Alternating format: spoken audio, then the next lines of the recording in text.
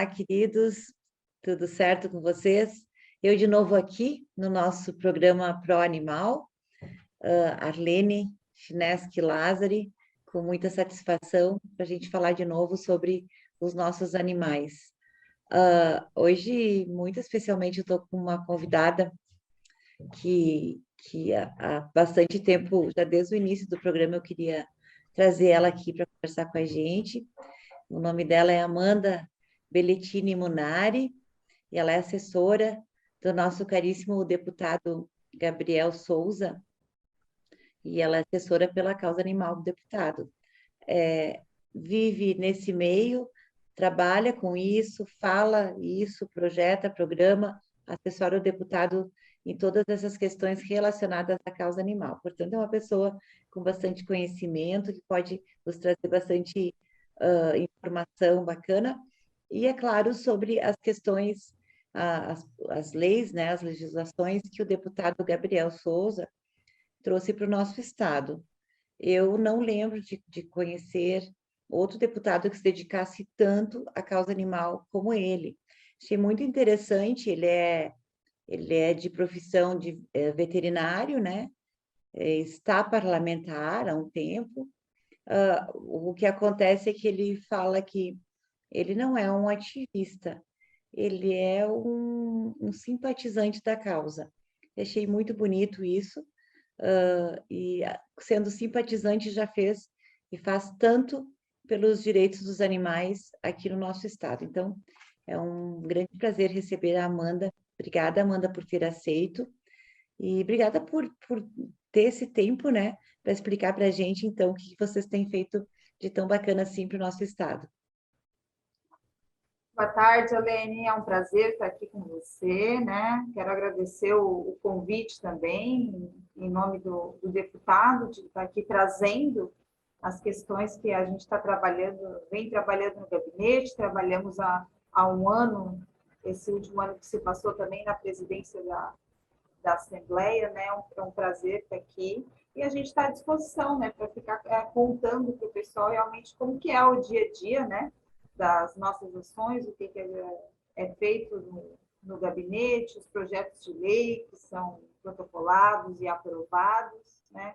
A causa animal é algo muito recente no país e até mesmo no mundo, né? Os países recentemente começaram a ter agora uma mudança significativa nas suas legislações, tanto no âmbito nacional, depois isso partiu para os estados e até mesmo os municípios agora estão trabalhando nisso, né? Porque os animais passaram a ser vistos de outra maneira, né? Isso. Acredito que o fato dos animais estarem dentro das famílias, e às vezes materialmente mesmo, né, dentro das casas, isso já deu uma visão bem diferente do ser humano em direção a eles, porque a gente sabe que antigamente animal, digo, cachorro e gato ficava só no pátio, né? As pessoas não permitiam que entrasse dentro de casa. Talvez essa aproximação física tenha despertado, então, o avanço das questões dos animais também, né? A relação do ser humano com os outros animais, né, não humanos, que é o que a gente chama hoje de famílias multiespécies, e eu até trago muitas vezes as cidades multiespécies, né, que é essa nova realidade que a gente está vivendo hoje e que a gente está buscando políticas públicas para trabalhar com isso, né? Porque o ser humano ele acabou se aproximando de uma forma mais significativa dos animais, né? As famílias hoje são compostas em sua maioria por cães e gatos também, né? Há uma jurisprudência aí também que já tramitou na questão de separação de casais e como que ficaria o animal que hoje é visto como um membro da família, como um filho, né? E também aqueles animais que estão na rua, né? Por isso que eu falo também em cidades multiespécies, porque a gente tem que dar um olhar para esses animais que acabaram sendo abandonados, acabaram sendo vítimas de maus tratos, e principalmente porque hoje os animais eles são considerados sujeitos de direito, né? Foi comprovado cientificamente, através da Declaração de Cambridge, em 2012, que os animais são seres sencientes. Inclusive, o deputado, foi uma proposição do próprio deputado, que fez uma alteração, uma inclusão no Código Ambiental do Estado do Rio Grande do Sul, né? É o primeiro código ambiental que está colocado que os animais são sujeitos de direito, né? E por esse motivo os animais têm direito. Muito bem, essa legislação do nosso Código Ambiental foi muito elogiada, inclusive no meio, né, dos ativistas e dos estudiosos dos direitos animais, no meio jurídico, foi muito, muito elogiada essa iniciativa do deputado, e acredito que quem está dentro desse meio de buscar a defesa dos direitos deles, faz toda a diferença, sabe a diferença que isso é, a mudança que isso é, mas gostaria que tu explicasse um pouco o que isso traz na prática de benefícios para os nossos animais. Então, os animais, a partir do momento que eles foram considerados sujeitos de direito, né, eles acabaram criando criou-se, entre outras leis, uma maior proteção para eles, né? A gente teve vários outros estados que também criaram algumas leis, como foi o estado de Santa Catarina, né, trazendo uma maior proteção aos animais. No primeiro momento, eles trouxeram para cães, gatos e cavalos, né? Eles acabaram retirando os cavalos depois. Posteriormente, também teve o estado da Paraíba, que inovou com seu Código de Direito e Bem-Estar Animal e trouxe benefícios aos animais no sentido de que se pôde criar políticas públicas, né, de proteção para os animais e que os seus direitos fossem resguardados, né? Então, hoje, a partir do momento em que você tem casos de maus tratos, que você tem animais abandonados nas ruas, é direito do próprio animal de ter uma vida digna, né? Então, a gente vai entrar na questão da dignidade dos animais. Então, eles serão resguardados e eles terão um outro estilo de vida que não é aquele estilo de vida que a gente tinha anteriormente, deles serem tratados como coisas, né? É claro que a legislação em âmbito nacional ela ainda precisa ter um avanço, né? A gente precisa ter uma maior fiscalização, né? Para que a legislação seja cumprida, mas ela trouxe e assegurou os direitos dos próprios animais, a terem uma vida digna tanto quanto os animais humanos. Nós, o direito de poder comer, de poder beber, de poder ter um lar digno, né? A gente sabe que existem muitos canis clandestinos, né? Muitos abrigos em que os animais vivem em uma situação muito insalubre e que não seria digno para eles continuarem ali. Então, a partir do momento que se tem uma grande fiscalização, né, os direitos dos animais hoje foram assegurados. Muito bem. Então, a gente fala ali sobre o direito de comer, de beber. Tu consegue lembrar de todos os outros direitos que existe essa garantia e que é tema diário nosso, digamos, até mesmo quando a gente é questionado, né? Vocês estão tratando animais melhor do que pessoas, né? A gente fala, não, os animais têm direito à vida, por exemplo, né? A ficarem vivos. Também a gente comenta a comer, a beber, mas esmiuçando um pouquinho esse código ambiental que nós temos aqui, onde garante direitos a sujeitos, e os sujeitos são os animais. A gente passa a falar, a gente não fala mais só de pessoas, a gente fala também que animais têm direitos, porque são sujeitos, são seres considerados sencientes, mas qual que é o confronto disso com os humanos? Sendo sendo um ser vivo, uma espécie, são várias espécies, também devem ter direitos, mas os humanos já começam a pensar, sim, mas então a gente tem que dar um carro para o cachorro, ou ele tem que vir morar dentro da casa da gente.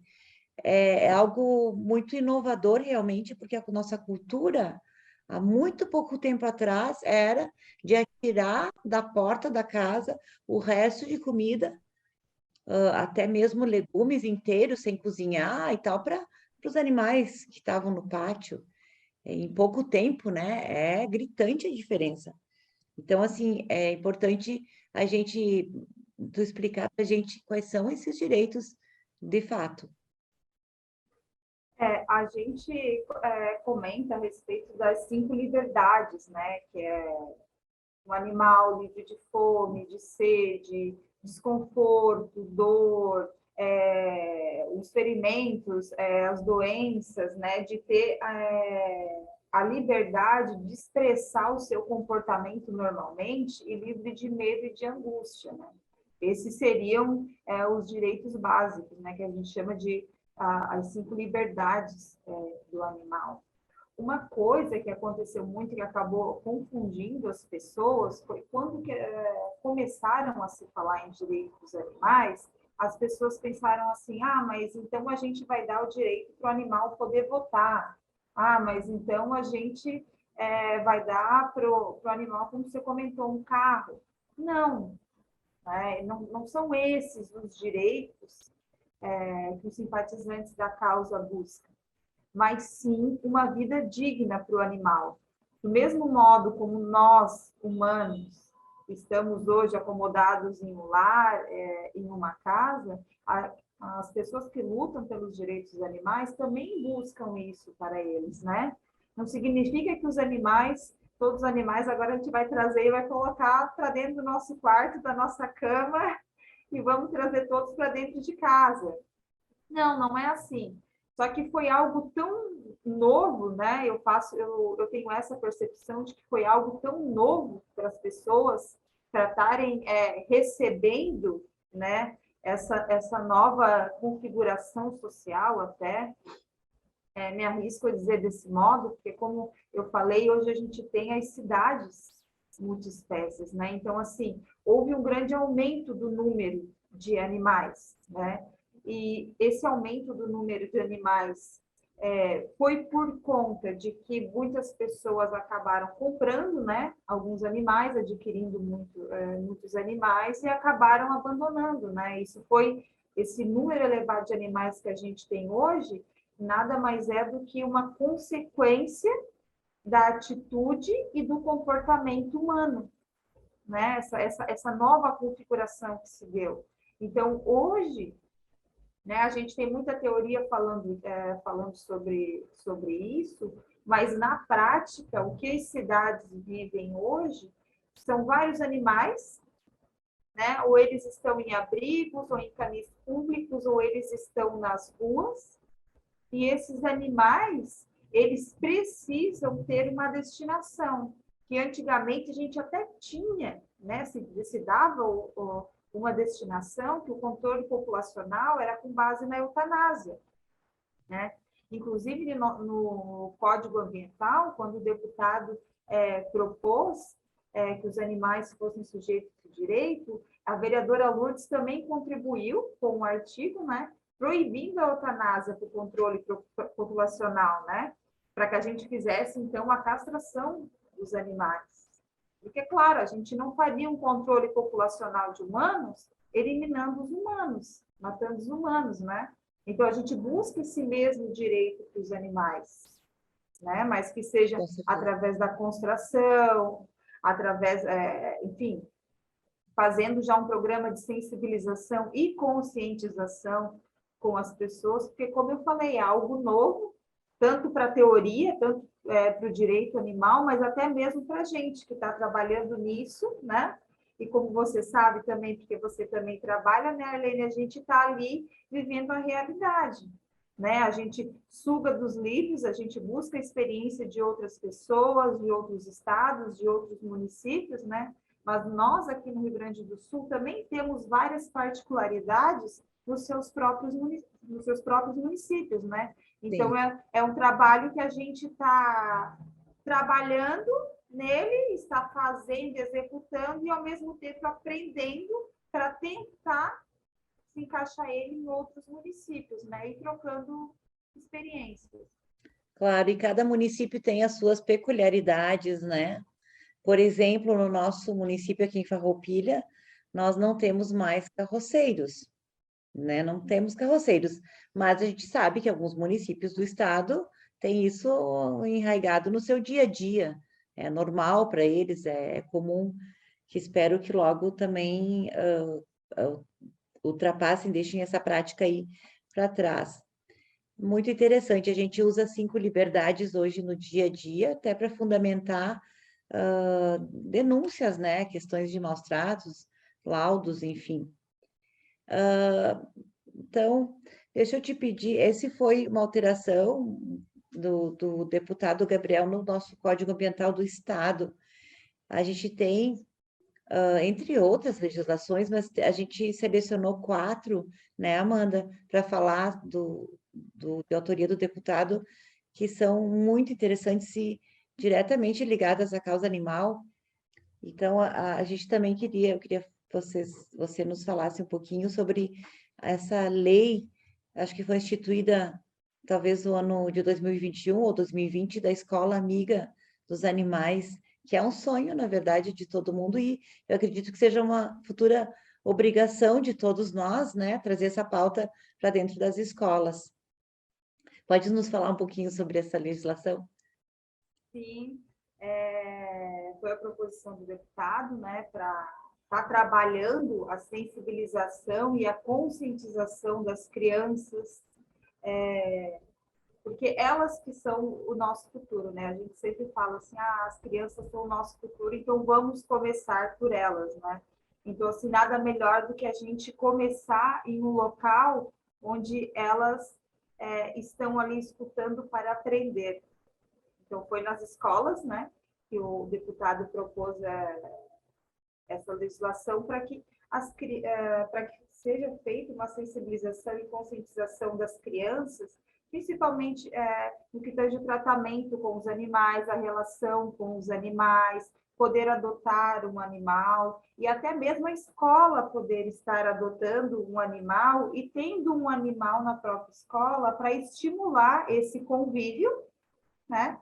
E essa relação das próprias crianças, né? Para elas aprenderem a como cuidar de um animal e ser responsável também pelo próprio animal, né? Porque hoje a gente vê muitos pais que vão dar de presente para a criança um cachorro ou um gato, mas assim, a gente sabe que ele precisa de cuidados, né? Então, você precisa da comida, você precisa da água, você precisa levar o animal para passear. Então, assim, não é simplesmente dar um animal para uma criança, trazer o animal para o convívio da criança, sem que ela tenha, sem que desperte nela essa responsabilidade e esse cuidado perante o animal, né? Senão vai acontecer o que a gente havia falado antes, vai ser mais um animal que futuramente pode estar abandonado na rua, né? Porque hoje ter um animal é uma responsabilidade, né? Tanto é que o animal hoje, muitas vezes, ele é tido como membro da família, um filho do próprio ser humano, porque, de fato, os animais hoje passaram a ter uma dependência do ser humano, né? Antigamente, a gente tinha uma outra realidade, né? O animal estava ali a serviço do homem, o cão ajudava na caça, né? Em períodos mais antigos, mas hoje a gente tem, o animal tem essa dependência do ser humano, então nós somos responsáveis, né? E até mesmo para incentivar a própria educação ambiental, a educação animalista nas escolas, para que seja conversado com as crianças e que se tenha já esse próprio desenvolvimento, essa sensibilização, né? Eu sempre falo sensibilização e conscientização, até mesmo não só as crianças, mas isso para o próprio ser humano, né? Eu sempre dou o exemplo do papel de bala. O ser humano ele é consciente de que ele tem que jogar o papel de bala no lixo. Tanto é que ele não faz isso em casa, mas ele acaba fazendo na rua. E por que que ele não faz isso em casa e faz na rua? Porque dentro da sua casa, do seu lar, ele tem uma sensibilidade, né? Ele sabe que dentro de casa aquelas quatro paredes são o seu lar. Então, consciente o ser humano é, né? A gente tem consciência do que é certo e do que é errado, mas a gente tem que buscar a sensibilização do ser humano e através dessa lei, né, é possível já buscar essa sensibilização na criança desde cedo. Claro, inclusive eu percebo assim que muitas vezes os próprios adultos não têm consciência, não têm entendimento do que eles estão fazendo quando compram um animal, ou mesmo quando adotam, né? Adotam de fontes que não têm um esclarecimento, não procuram conscientizar antes de doar o animal, né? Ah, a gente aqui em Farroupilha, a gente faz bastante conscientização antes e procura conversar e avaliar antes de doar o animal, justamente para evitar frustrações, evitar acidentes, enfim, qualquer outro fato indesejado, né?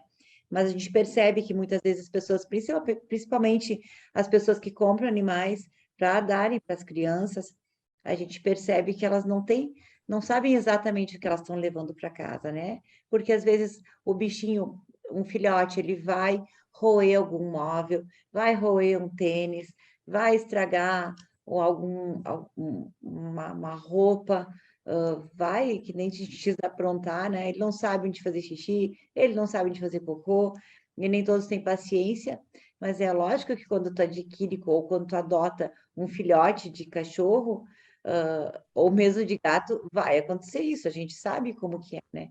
Mas nem todos têm isso claro. A gente percebe pelas alegações, pelo que as pessoas falam para a gente quando dizem eu quero doar um cachorrinho que eu ganhei porque ele estragou tudo aqui, está estragando, eu não posso ficar com ele e tal. E é uma coisa tão óbvia para quem está dentro desse meio, né? E choca a gente de pensar como que essa pessoa não não sabia disso antes. É muito chocante, né? Mas, enfim, então, é lógico que se os adultos, às vezes, não conseguem ter essa visão, imagina as crianças, né? O quanto as crianças precisam que os adultos as eduquem e mostrem qual que é o caminho, o porquê, como é que funcionam as coisas, até os mesmos, inclusive os direitos que os animais têm, que eles também sentem dor, tudo como nós.